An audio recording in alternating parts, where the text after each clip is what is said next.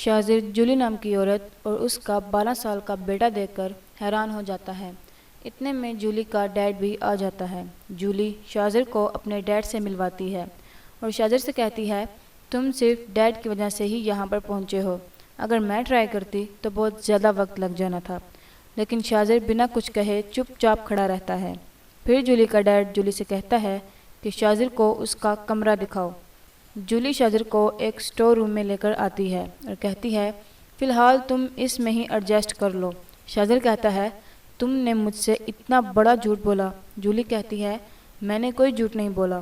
شاذر کہتا ہے کہ تم پہلے سے شادی شدہ ہو اور تمہارا ایک بیٹا بھی ہے، اور تم نے کہا کہ میرے آنے پر تمہارا ڈیڈ مجھے اپارٹمنٹ دے گا۔ کہاں ہے وہ اپارٹمنٹ؟ جولی کہتی ہے اس کا مطلب تم میرے لیے نہیں بلکہ یوکے کے اسٹیٹس کے لیے آئے ہو۔ شاذر اسے پھٹا ہوا تکیہ اٹھا کر دکھاتا ہے اور کہتا ہے یہ ہے یوکے کا اسٹیٹس، اس سے بڑے گھر میں تو میں رہتا تھا۔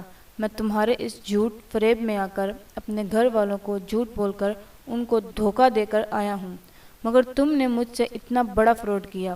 جولی کہتی ہے کہ ہاں بولے ہیں میں نے جھوٹ، لیکن سب جھوٹ میں نے صرف تمہارے لیے بولے ہیں شاذر، اور میں ڈیورسڈ ہوں اور میرا ایک بیٹا بھی ہے، صرف یہی چھپایا تم سے، اس کے علاوہ کوئی جھوٹ نہیں بولا میں نے تم سے۔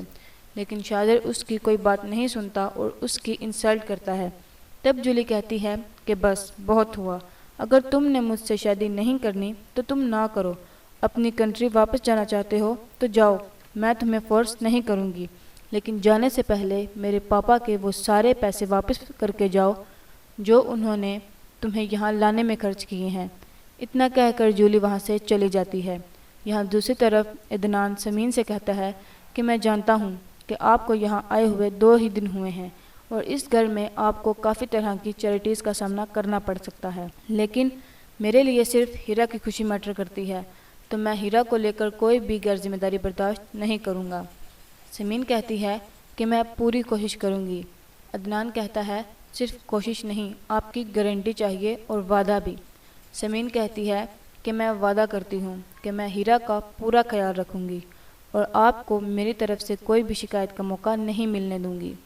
ادھر جولی شاذر کے لیے جوس بناتی ہے اور اس جوس میں پاؤڈر ملا دیتی ہے جسے پی کر شاذر بے ہوش ہو جاتا ہے، اور پھر جولی شاذر کے بیگ میں سے شاذر کا پاسپورٹ نکال لیتی ہے۔ صبح سمین ہیرا کو اسکول کے لیے ریڈی کرنے جا رہی ہوتی ہے کہ عدنان اس سے کہتا ہے کہ آپ نے بہت دیر کر دی، اس وقت تک تو وہ ریڈی ہو چکی ہے۔ پھر عدنان سمین سے کہتا ہے کہ کل آپ نے مجھ سے ایک کمٹمنٹ کی تھی، یاد ہے کہ بھول گئی آپ کو؟ سمین کہتی ہے جی یاد ہے۔ پھر عدنان کہتا ہے کہ ہیرا کی ساری ذمہ داری آپ کی ہے، اس کو اسکول کے لیے ریڈی کرنا، اسے ڈراپ کرنا اور بعد میں پک کرنا بھی۔ سمین کہتی ہے اوکے، میں سب دیکھ لوں گی، اور وہاں سے چلی جاتی ہے۔ پھر سمین ہیرا کو اسکول کے لیے ریڈی کرتی ہے، بیگ پیک کرتی ہے اور اسکول ڈراپ کرتی ہے۔